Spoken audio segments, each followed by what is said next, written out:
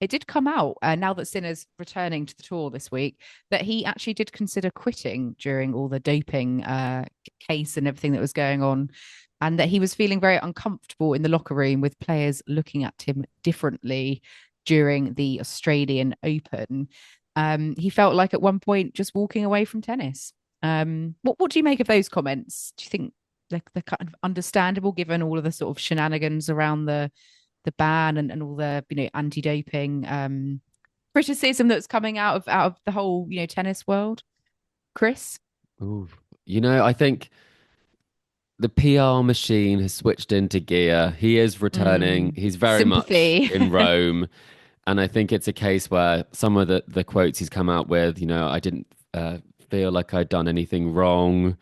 It's not really how the system works based on what you feel. It's what actually happened. And I think that's something that I do always get quite frustrated with these things. There are also quotes from Sinner where he says things, like, it's difficult and I wouldn't wish anyone to go through it as an innocent person. And it's not about being guilty or innocent in this sense. And it's not about the acts that he does. And I think this is where I do get frustrated with some of this narrative because it is misleading and misrepresenting what has happened to the public and what is a very complicated issue. It's not black and white, guilty and innocent. And using that sort of language and saying, I was going to quit. Does anyone think Jannik Sinner was going to quit tennis? No, they don't. If he was banned for 2 years, then maybe there'd be that thought you might have. But that was never the case, and that was never what he was offered. He was cleared the first time and then came to a settlement. So it's a bit of a dramatization of it, and not to kind of diminish the personal struggle he might have gone through, because I believe there would have been one. But For sure. I do just think it just damages the system when you say an innocent person's gone through this. And is anyone else a bit sick of some of that?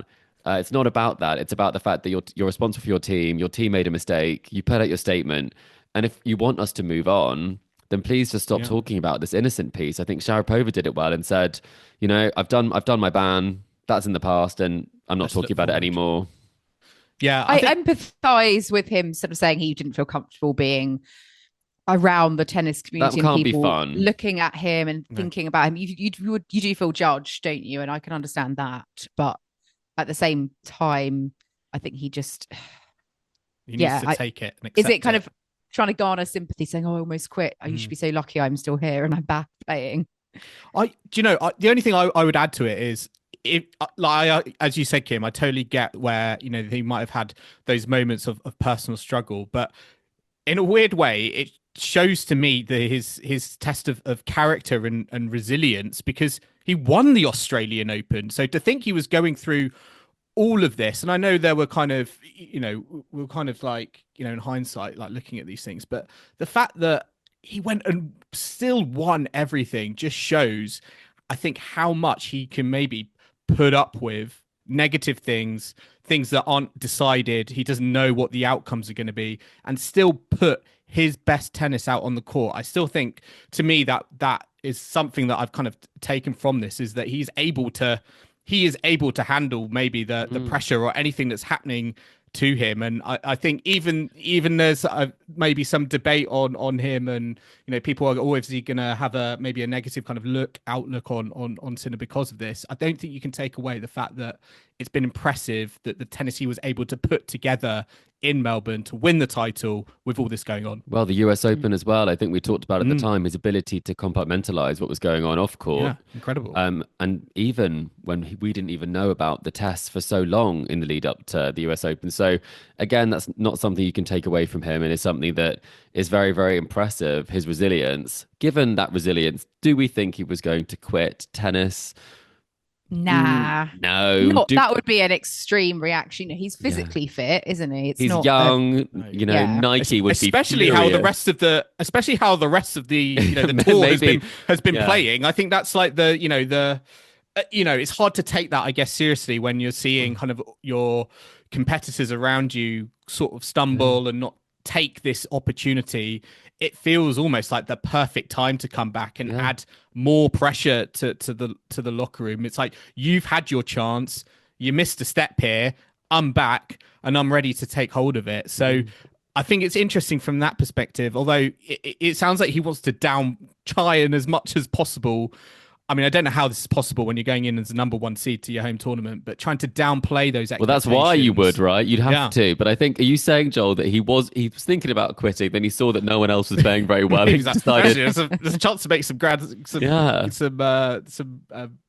make some Grand Slam titles here. Exactly. Yeah. I mean, so in terms of the thing I was just going to say on his return and those comments that you said he's made, downplaying expectations, is that because he hasn't had the practice?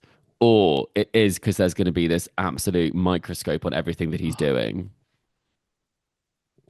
It's a pressure cooker, yeah. Yeah, I think it makes sense to have those sorts of comments, put them out there. It does take. I mean, the suspension hasn't allowed him, to practice. We saw those little clips of him with Draper, so I think that's probably helpful. It's not like he's been able to, I feel like, to do much, but yeah. Certainly, I think a player of his quality, again, it's just going to be a test of how good he is. We know he's, I think, mentally resilient, but can he now bounce back and do the business? It's going to be an interesting time on the tour. And true, he hasn't actually been in front of some of these people, Kim, has he? When you think about those locker room moments, because he wasn't allowed to be at any tournaments or even see these people or contact them in any way. So do you think that if he didn't enjoy Australia coming back, do you think that's going to be an extra layer of difficulty? I think there's a bit more that we know about the case since then. So I think a bit more has come out, I guess, in the wash about like the timing of the ban and why they sort of negotiated the 3 months. So I think some players may still have issues, and in the locker room, you might still feel that initial kind of unease. But I think a lot of players are just getting on with their own lives and careers and aren't going to obsess too much. He's just going to be in the champions locker room. He's not going to be in the locker room. Yeah, he'll probably have his own private, maybe Casper, leather and Casper and Jack will give him some flowers. That's probably going to be the litmus test, isn't it? Casper Ruud, nicest guy on the tour.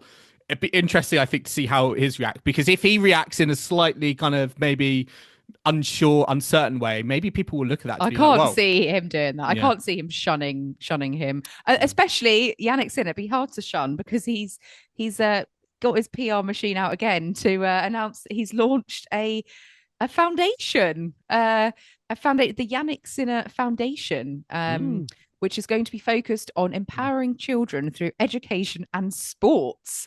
Now, the players getting younger and younger at which they're sort of launching these initiatives, because I think it's all very well to have, Roger, Rafa, etc. having foundations, but I don't think either of them brought out a foundation this early in their career. It just seems that it's kind of like the done thing now. You have to, the sooner you can bring something out, the better.